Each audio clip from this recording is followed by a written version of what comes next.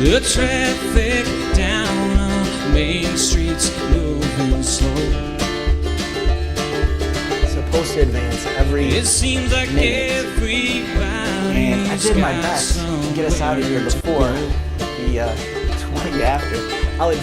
Maybe I'll advance some I faster. want you to say So from last week, I really recommend and suggest reading the book. What the book's going to do, it's going to supplement the lectures and vice versa. I think, like for me, okay, you'll see this lecture, you'll see the slides, and if you read the book, you might say, oh yeah, there's some of the book material. Or if you read the book, you might see the slides and say, Gerber does not mention anything that I read this week. But really what I'm looking for is a middle ground, because for me, I can do these slides without reading the book, but if I read the book right before I do the slides, they're going to be 100 times better, and it's going to make more sense to you and to me. It just all goes together. Okay, so I think the point is, we're not just going to be tested on the book, we're not just going to be tested on the slides. It all works together and it integrates, because you can't teach social issues from a book. Social issues are here in our environment.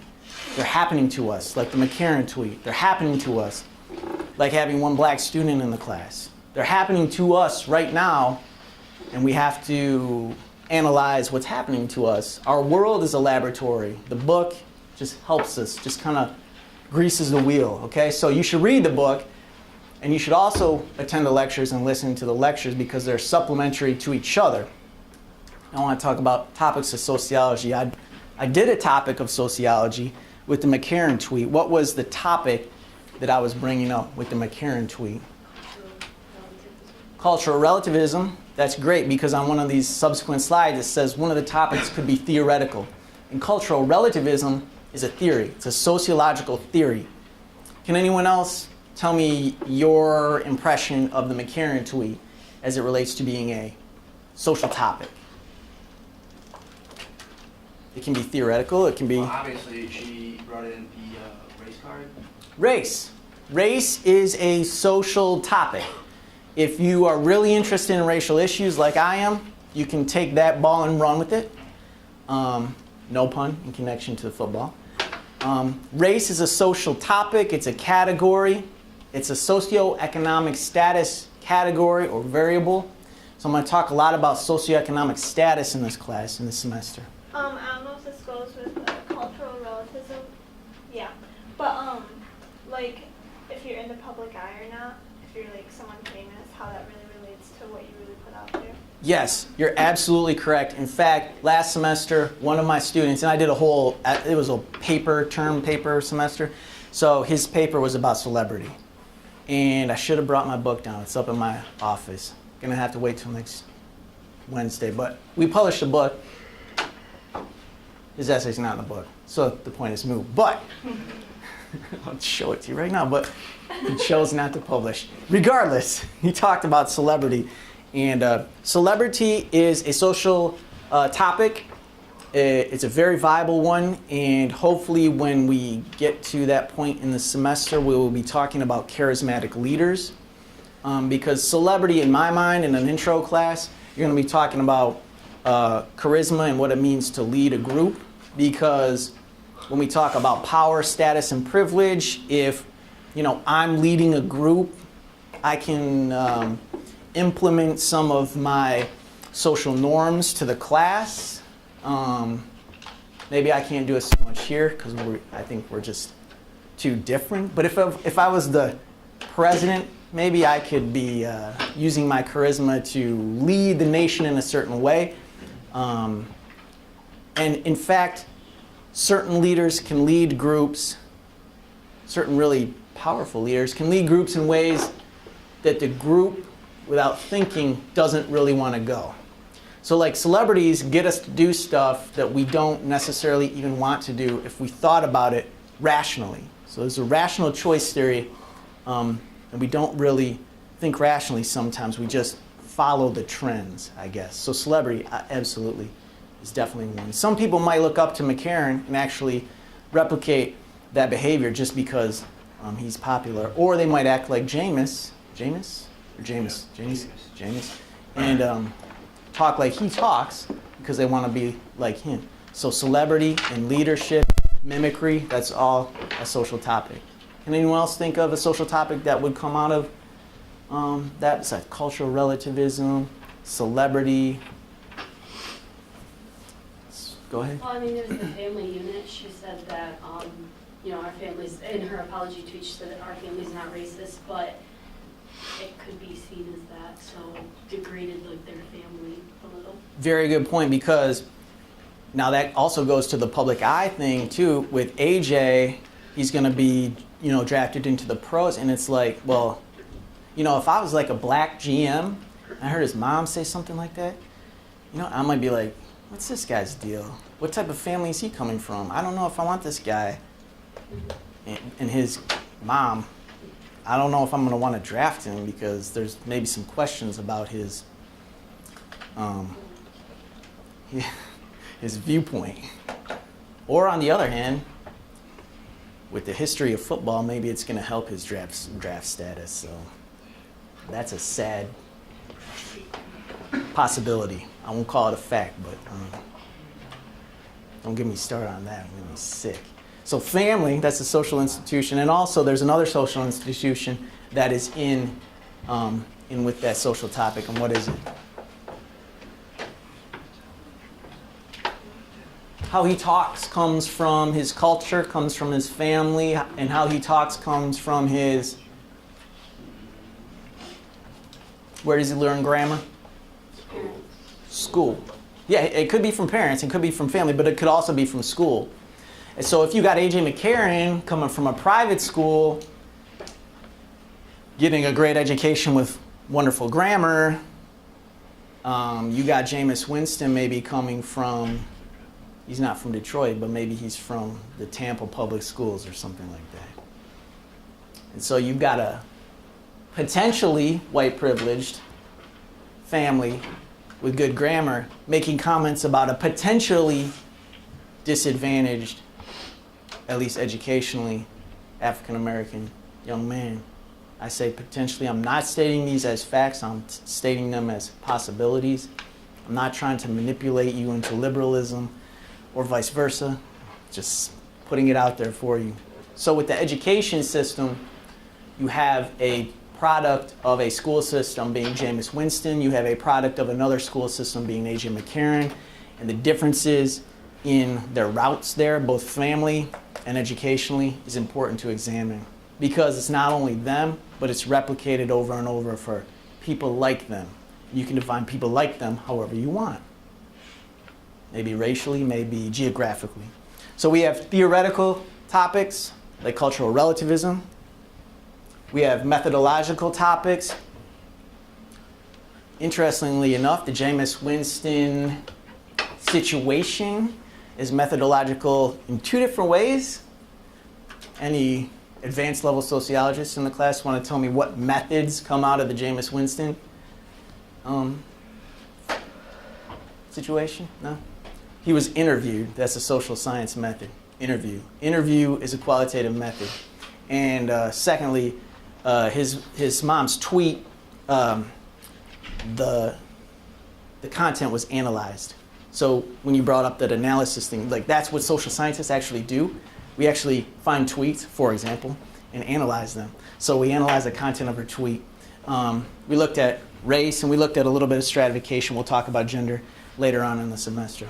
So we're going to talk a little. One of the topics of this week was meant to be poverty, even though we just got going on the day's topics, which was fun. So poverty and people. Can anyone tell me something about this picture? Anything you want about this picture?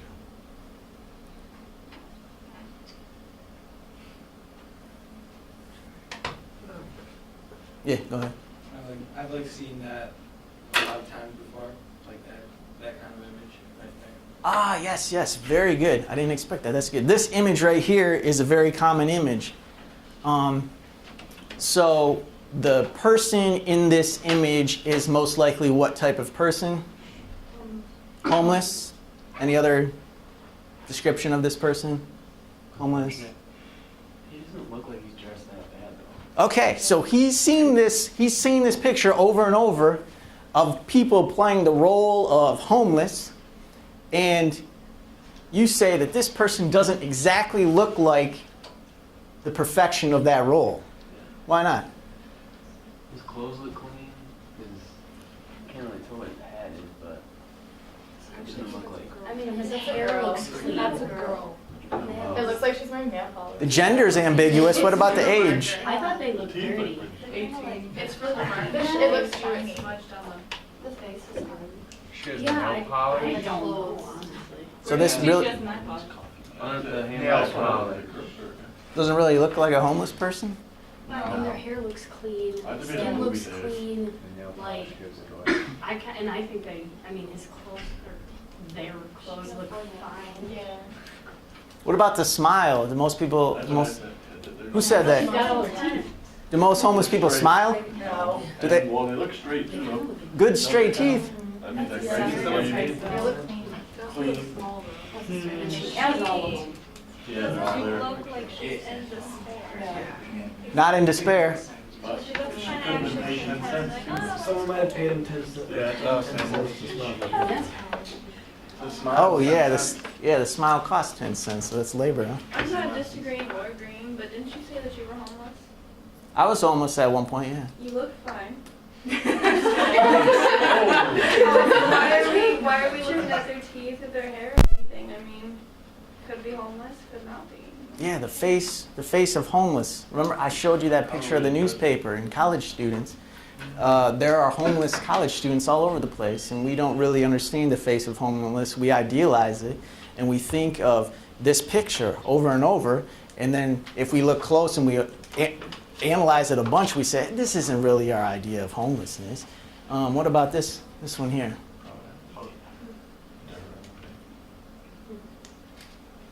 just That's what we one. think.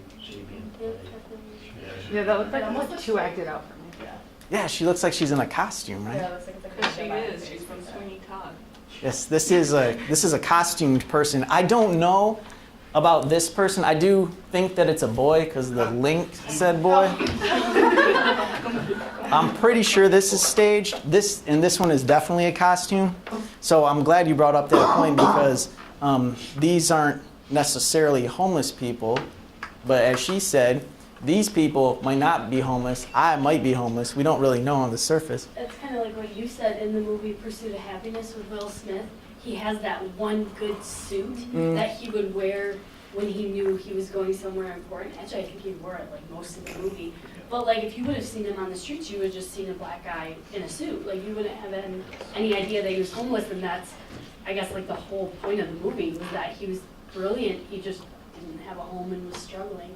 And what I'm glad you bring that up because his dress changed depending on his venue. What else might change depending on his venue? Like his actions, how he spoke. Exactly.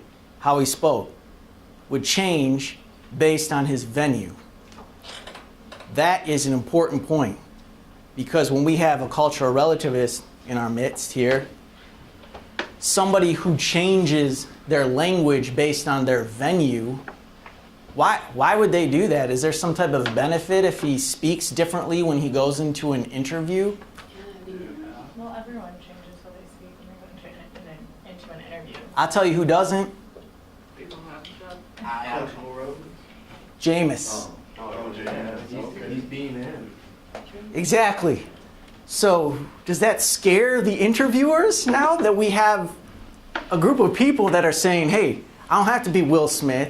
I don't have to change the way I talk because I'm just going to throw the ball. I'm going to talk how I talk. well, I mean, Does that scare a if group you of think people? about it, here he has a job. Yeah. Like, if you go and do an interview and you haven't been working for 6 months versus you're already at another place and you're just trying this one out because it has better benefits, you're going to treat the interviewer differently. You're going to go into it with a different mindset and possibly, the person who already has a job might be more relaxed and just calm, whatever. Like, if I don't get it, not a big deal. But the person who hasn't been working for 6 months is like high-strung, like best behavior. They're playing the role. Yeah. They're playing the role. This is my first semester here. I'm dressing nice. Maybe if this was my 20th, I'd be wearing sweatpants. If you ever become a future employer or whatever, what would you want? Would you want the interviewee to be who they are? Or do you want them to be the ones that are playing a role? So. That depends on But the you job. don't Yeah. Because some places, like I know I have a job and, I have to be polite and everything because I'm a hostess. But, it depends on the job. Like if you're behind the scenes not dealing with certain customers or certain people, you can act however you want. Experience would, like as a cook, the experience would be way more important than how polite you are. I mean, if you're back there just grilling stuff away, you I know don't need to be. The cooks don't do anything. They sit back there and drink and cook. But But you know what I mean, though, like. Conversations that happen in the back, you would never hear them up front because customers can hear you. Yeah. And it's all about how they see you and perception. That's microcultural relativism.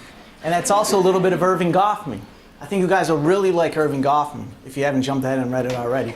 Because that's all actors on a stage performing roles for an audience. And when you're a server, you might hate the people that you're serving, and you go up and you just put that smile on. But if you're a cook, there's no audience. Your audience is who? Yes. So you talk in that way. More yourself. The mind-blowing thing is Jameis, when his audience is the people that want to hear him talk good, and he doesn't care. So he totally flips the script. He brings the cook and puts him right in front of the table. Because I know, like, when I valet cars, like, we act a whole lot different, like, when I'm about to drive their $100,000 car than, like, when I'm just sitting when they're inside at the party or whatever. Like, you have to act a whole lot different, just, like, based on, if you're funny or if you're just off the job, like, off the clock, like, you know what I'm saying? Yeah, you're very diplomatic to them. And then you go back and you make fun of them. Exactly. Which is different than Miss McCarran, because she didn't go back and hide and make fun of him. She just flat out did it for everybody to see. If she made fun of him, I'm not saying she did or she didn't. Yes, that's interesting. Twitter has made the public sphere more encompassing. Twitter has almost merged the customer and the back of house kind of together. If you tweet, "Hello, sir," and then you go back and you tweet, "That guy sucked." That's all out there. Were you going to say something? I always find it funny how, Alma has the rule of if you say anything against Alma on social media, then you can get kicked out. I'm just like, fine, I'll just say it to everybody's face that I ever see. Oh, I didn't know that. I don't think that's a thing, because They send some really bad tweets and people don't think about, so. It depends. If you're an athlete and you tweet something really bad, we had this problem last year. So you're screwed, but you're not. You're okay. Basically, Surrogate tweeter. well, our coach found it and got one of our teammates in super big trouble. She had to sit out the meet because she was just ripping on the college. And he said, if any recruits saw that, if any parents saw that, because as an athlete, you're representing the college even more so than a student. So we have that much more pressure to behave. There were sanctions. Sanctions is a vocabulary word. There were sanctions for your actions because you derivated from the norm and the expectation. You broke an informal policy. There's no formal rule, but it's an informal It's like an expectation. expectation. Unwritten law. Unwritten laws. Yes, there's a lot. It's an unwritten law that I have to dress like this and not drink. Well, I looked for the drinking beer to see if that was an official law, official rule. Couldn't find it. I don't know. I think it's at Ithaca or something, you can't have any alcohol on campus, not even the teachers who live on campus. So, and they're just but I live here. Nope, no alcohol. Oh, look at high school and the No, on the college campus. No wonder there was 2 cops. That's true. When I pulled up today. Hopefully they weren't looking. There's a missing student. That's what the cops are. That's what the cops are here for. There's It's a missing sad. freshman. Yeah. He went missing Saturday night. That's very sad. I had his brother in my class last semester. I had a class. Yeah, his brother is pretty upset about it. They're roommates. The brothers are roommates and they're really close. And he's just Just That's very, overform left and right. that's very sad. Yeah, so that's what I did. Well, What's sociological? I'll just give you one so we can go on. I think we might be desensitized. I think we might be desensitized that people are found dead at Michigan State sometimes, and sometimes for some reasons the community all focuses on them. Oh, this kid was coming home from a party. That's so sad. That's so sad. Or if he's missing, that's so sad. But maybe if he died for a different reason, there's going to be a lot of stigma for a different type of reason, perhaps. There could be don't get me started. Don't get me started. We'll be here forever. But there's a lot with that. There's a lot with that. How people grieve. Yes, right. Okay, so poverty and sociology, we talked about the faces of homelessness, and I like to bring up the face of poverty. People that work at McDonald's are all in poverty. So when you go to McDonald's, when you see this person, is the first thing you think about that person is in poverty? No, not really. That's that is probably the first thing I think about, and that's why I don't ever go there. I live in the Grand Rapids area, so a lot of the McDonald's there, I see more of just college students trying to get a summer job. Mhm. That's what I see at McDonald's. Mm-hmm. How much do you make? Minimum wage, baby. Right. Oh, yeah. So you're in poverty. Yeah, well, I wouldn't say poverty. My dad does just fine enough to pay for everything. So you have family support. Yeah. But if you didn't have family support, Yeah. I guess, yeah. Well, right now, during college, yeah. yeah. Until I got my degree or whatever. So many people go into McDonald's and they see smiling college kids or people with families, and they don't think about that person could be totally in poverty, almost homeless. So the faces of poverty are maybe much different than we originally anticipate. Every time, it depends on location. It's a study that I really, really want to do.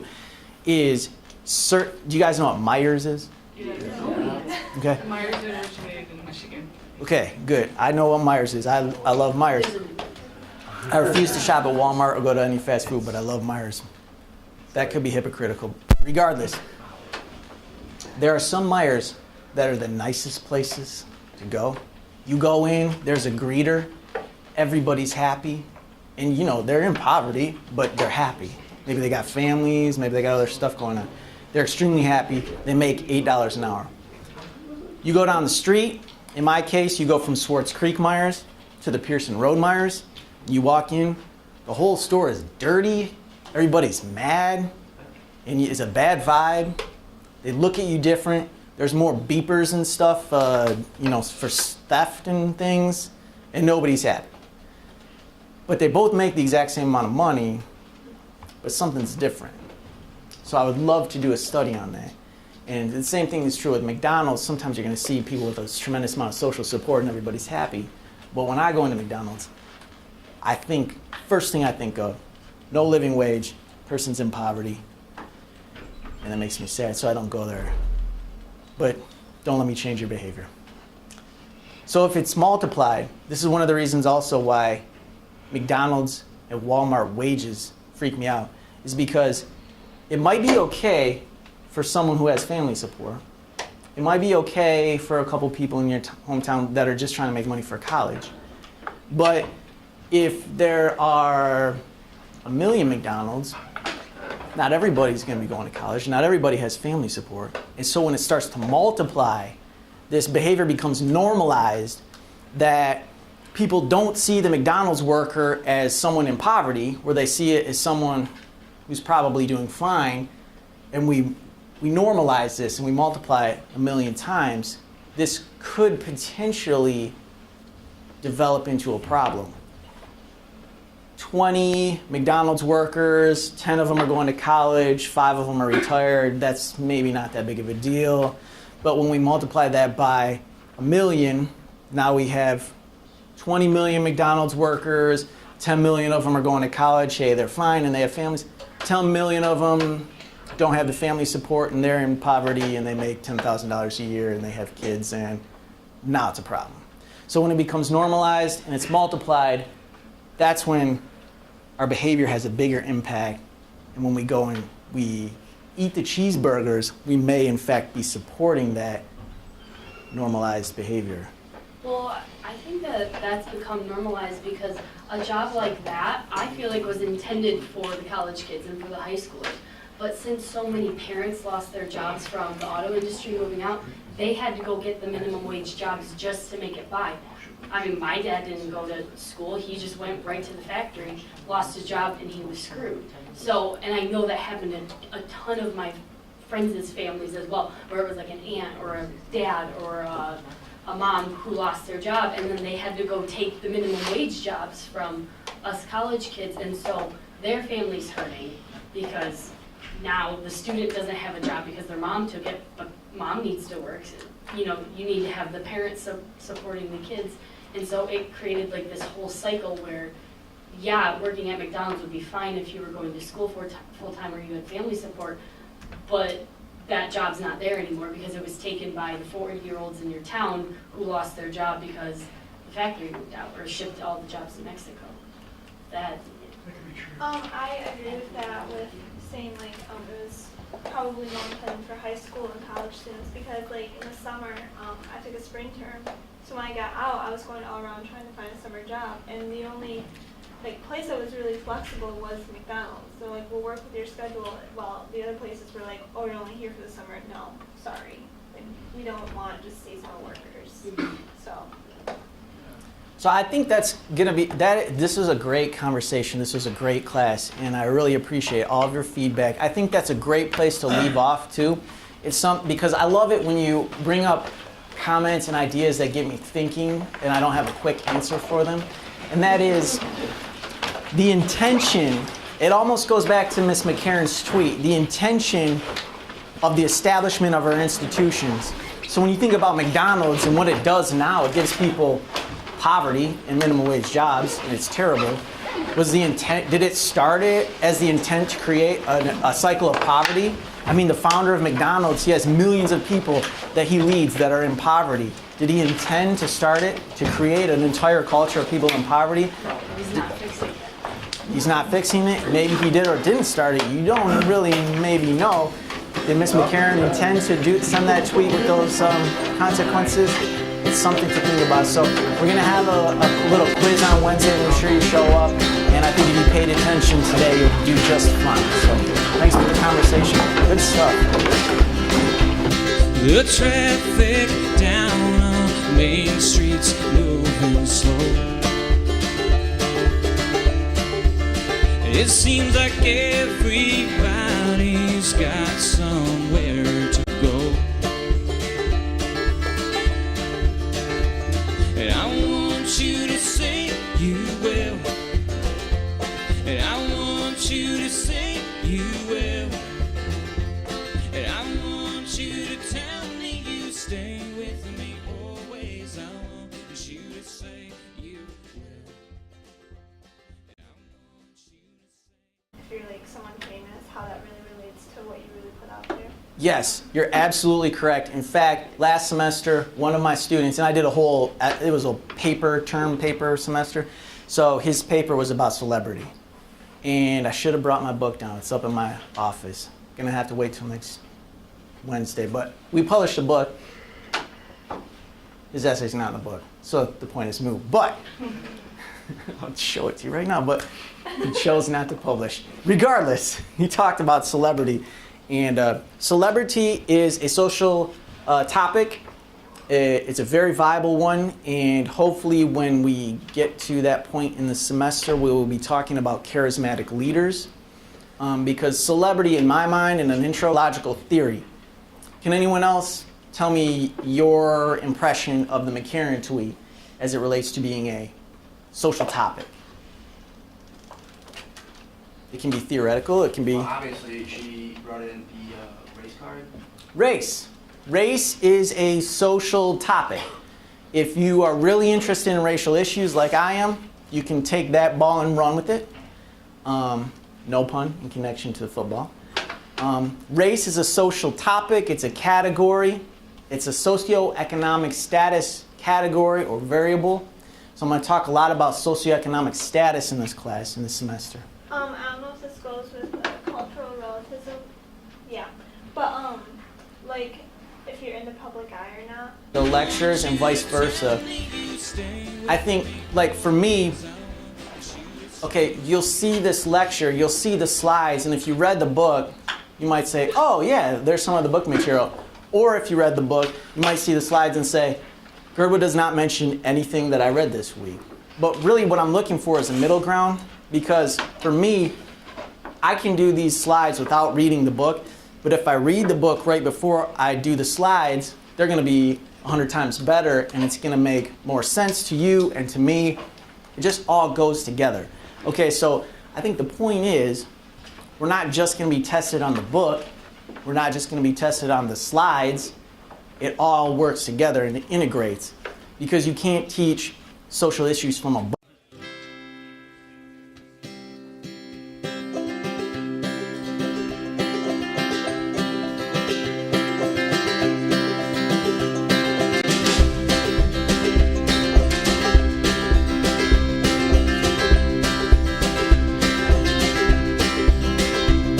The traffic down on Main Street's moving slow.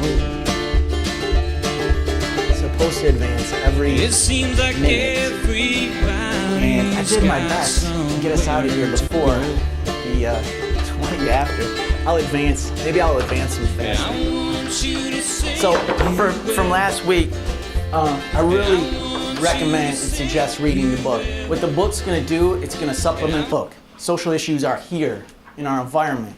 They're happening to us, like the McCarran tweet. They're happening to us, like having one black student in the class. They're happening to us right now, and we have to analyze what's happening to us. Our world is a laboratory. The book just helps us, just kind of greases the wheel, okay? So you should read the book, and you should also attend the lectures and listen to the lectures, because they're supplementary to each other.